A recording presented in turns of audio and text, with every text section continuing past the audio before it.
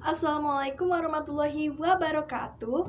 Welcome back to my channel. Saya Fadila Rida Zakia dari jurusan PIAUD kelas 3A IAIN Syekh Nurjati Cirebon.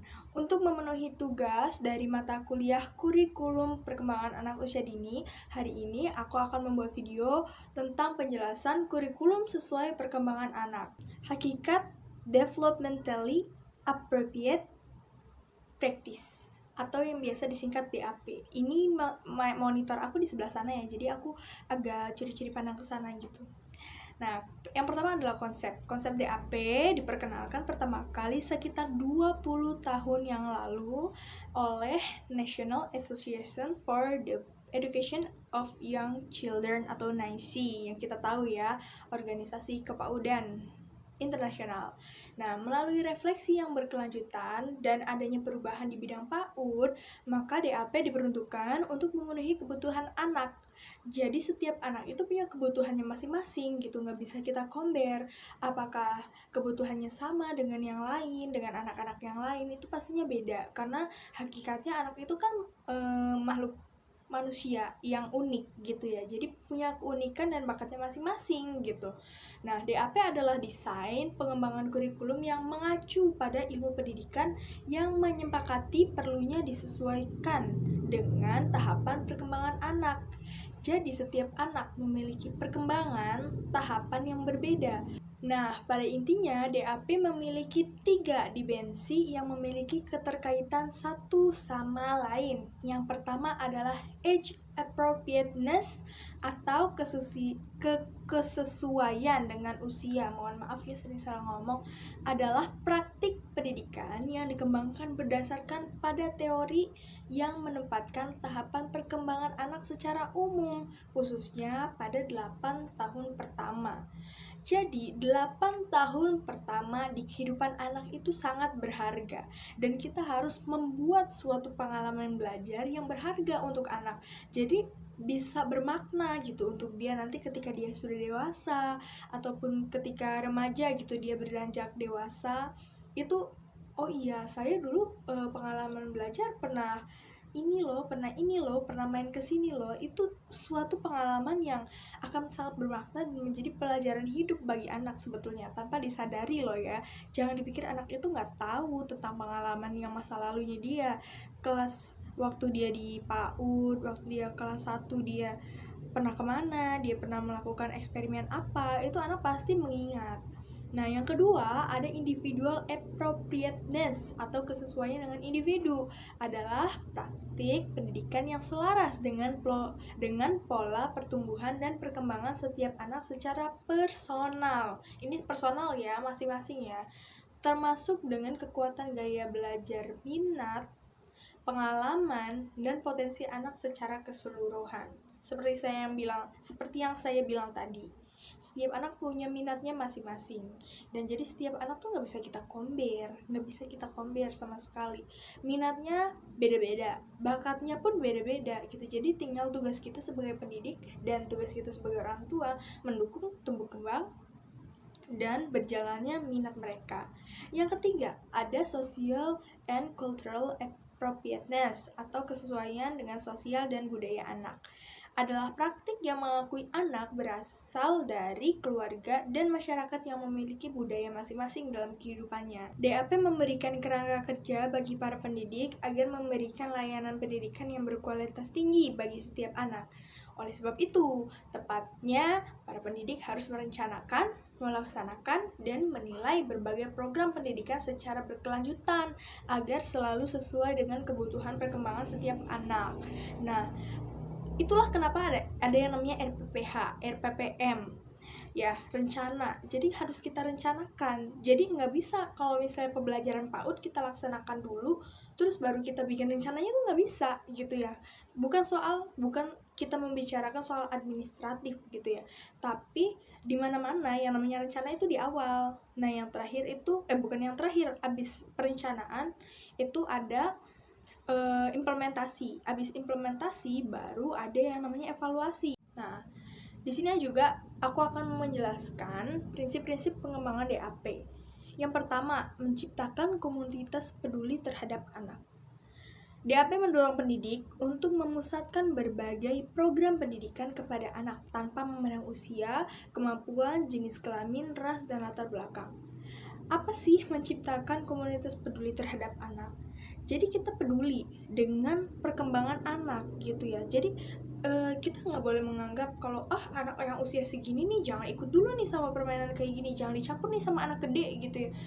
Gak apa-apa, jangan memandang dari usia anak, kemampuan anak, ikut sertakan aja dulu anak dalam kegiatan gitu ya. Anak itu yang pertama pasti antusias, dan yang kedua pasti semangat gitu ya melakukannya gitu. Asal anak dilibatkan, anak itu merasa bahwa dia adalah bagian dari lingkungan tersebut gitu. Dengan begitu dia juga secara psikis ya merdeka secara psikis gitu ya. Wah, berarti saya dibutuhkan nih di sini, berarti aku teman-temannya mereka, berarti aku anaknya ibu guru gitu. Nah, yang kedua, mengajar untuk memperkaya perkembangan dan belajar anak. Mengajar anak usia dini itu pastinya berbeda ya sama mengajar remaja atau orang-orang yang sudah dewasa gitu ya. Mengajar usia dini karena dikaitkan dengan bagaimana menciptakan hubungan yang menantang pengalaman belajar gitu ya. Jadi harus ada chemistry antara guru dengan anak gitu ya. Kita membuat ikatan gitu ya antara pengajar dan anak didik. Yang ketiga, merancang kurikulum untuk mencapai tujuan penting. DAP cenderung difokuskan untuk mengembangkan kurikulum yang mampu mencapai tujuan penting, terutama dalam menstimulasi seluruh potensi perkembangan anak. Nah, tujuannya kurikulum adalah menjadikan anak terarah untuk mendapatkan tujuan pembelajarannya gitu ya. Ketika anak ini meminati seni lah gitu ya, contohnya meminati seni, bagaimana anak itu menjadi paham tentang seni gitu. Maksudnya memahami tentang seni itu bagaimana, misalnya campuran warna yang baik ketika dia menggambar gitu, mana yang kira-kira bagus, dan ketika dia lomba menang gitu ya, itu seperti apa ya, kita menemukan goals gitu untuk dia, dan dia juga pasti akan menggunakannya tidak hanya saat itu aja gitu, tapi untuk ketika dia dewasa. Nah, yang keempat, ada membangun hubungan timbal balik dengan keluarga anak. Nah, ini juga penting nih. Jangan cuma sama anak, atau jangan cuma soal administrasi aja nih yang dekat sama orang tua. Tapi membangun hubungan timbal balik dengan keluarga anak juga merupakan program dari DAP. Rasa saling membutuhkan sangat berpengaruh terhadap hubungan antara pendidik dan keluarga anak, sehingga dapat berkolaborasi dengan baik untuk mengembangkan seluruh potensi anak. Dalam penerapannya secara menyeluruh, DAP memiliki 12 prinsip, yaitu yang pertama, pendidik mengembangkan hubungan yang hangat dan peduli terhadap anak. Kita tentunya harus peduli gitu ya, harus peka apa yang anak butuhkan gitu.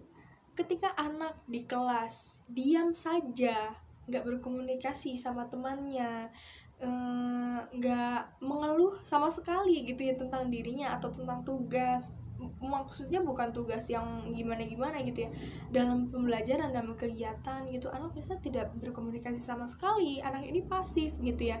Nah, kita harus peduli terhadap anak itu, kita harus peka.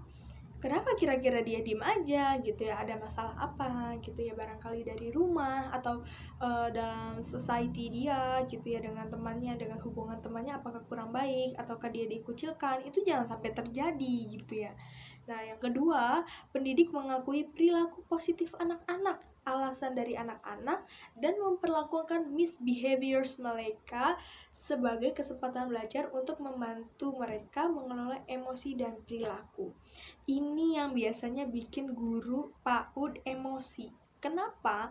Karena ketika anak emosi, guru malah ikut emosi. Harusnya ketika anak misbehaviors, nah guru juga harusnya bisa meredam. Seperti kita menghadapi anak yang tantrum ya. Ya masa ketika anak tantrum, kita ikut tantrum gitu. Kan pasti nggak mungkin. Jadi ada salah satu yang tenang, sabar gitu ya. Karena sebenarnya anak itu kalau misalnya rewel, bandel, atau ya menunjukkan sikap-sikap yang nggak baik gitu ya, itu bukan karena dia nggak baik sebetulnya, bukan karena dia menyengajakan itu, atau tapi emang itu sifat natural anak gitu ya. Sifat natural anak salah satunya adalah mencari perhatian orang dewasa.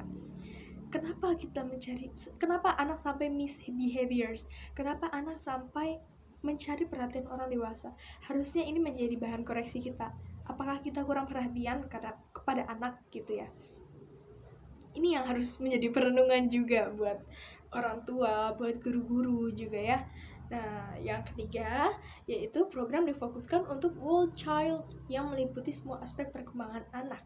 Semua aspek perkembangan anak ini harus dilibatkan ya, 6-6-nya gitu, nggak cuma salah satu aja. Yang keempat, program melayani kebutuhan belajar semua anak, termasuk anak-anak yang berkebutuhan khusus.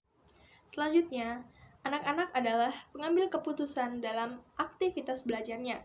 Mereka memiliki banyak kesempatan untuk menentukan pilihan dalam kegiatan belajarnya. Ini perfect. Kenapa? Karena di DAP semua pembelajaran itu berpusat kepada anak. Kita hanya sebagai fasilitator aja gitu ya. Jadi kita nggak usah nyetir, nggak usah menuntut anak untuk mengikuti apa yang kita mau gitu ya. Kalaupun misalnya mereka sedang menggambar gitu ya, menggambar bebas. Misalnya kita kasih clue ke dia gitu ya. Anak-anak pernah ke kebun binatang? Pernah. Di kebun binatang ada apa ya? Ada harimau, ada gajah, ada kancil, ada rusa, segala macam gitu ya. Dan kita bilang, coba sekarang menggambar apa aja yang ada di kebun binatang. Dan ketika anak nggak menggambar hewan, kita nggak usah marah. Siapa tahu yang dia lihat di kebun binatang itu tukang es krim gitu kan, tukang sosis gitu, nggak apa-apa. Karena tentunya mereka punya sudut pandang masing-masing gitu ya. Nggak perlu kita setir, biarkan anak tumbuh dengan eksplorasi dan imajinasinya masing-masing gitu.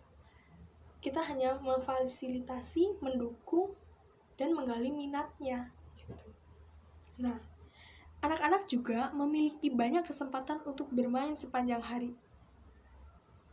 Kalau anak main, jangan dipantang. Mau main pasir, main air, atau main apapun gitu ya, nggak usah dipantang. Karena anak pun akan merasa dia dibatasi gitu ya.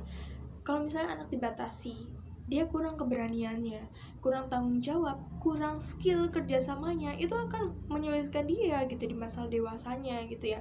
Dia akan kesulitan ketika harus bekerja sama, misalnya harus bekerja dalam sebuah tim, dia akan kesulitan karena interpersonalnya kurang. Nah, yang selanjutnya, pendidik intensional dalam mengajarnya, yaitu intensional ini maksudnya pendidik memiliki tujuan khusus gitu dalam pikirannya agar anak belajar, dan pendidik menggunakan strategi pembelajaran yang relevan untuk mencapai tujuan tersebut. Nah, berikutnya, aktivitas belajar diarahkan pada lebih dari satu disiplin, bukan hanya satu gitu ya, bukan hanya di seni aja, tapi juga di fisik, di moral terutama ya. Nah, asesmen berlangsung terus-menerus sepanjang hari dan mengarah pada semua aspek perkembangan. Semua aspek perkembangan itu dinilai, guys, dan itu berlangsung setiap hari gitu ya. Sepanjang hari, bukan hanya seminggu atau 2 minggu aja. Kesimpulan, aspek perkembangan anak meliputi fisik, sosial, emosional, dan kognitif yang saling berkaitan satu sama lain ya. Perkembangan dalam satu bidang mempengaruhi dan dipengaruhi oleh aspek lainnya. Program DAP berusaha untuk memelihara dan mendukung semua aspek perkembangan anak secara optimal. Jadi semua aspek itu saling mempengaruhi ya. Nggak cuma 1-2 aja yang harus dikembangkan, tapi semuanya gitu ya. Tapi kita juga nggak bisa compare nih, nggak bisa compare lagi-lagi, kita nggak bisa nyamain gitu ya. Ketika anak unggul di kognitif, mungkin dia hebat di hitung-hitungan matematika gitu, tapi mungkin dia kurang di fisik gitu ya. Ketika dia harus bermain, misalnya bermain bola, bermain misalnya dia harus renang gitu ya, dia lebih akan cepet lelah gitu, cepat capek gitu ya, karena kemampuan fisiknya kurang. Tapi kalau dibandingin sama teman-temannya, kognitif dia luar biasa. Ya, jadi itu saja yang bisa saya sampaikan. Kurang lebihnya mohon maaf.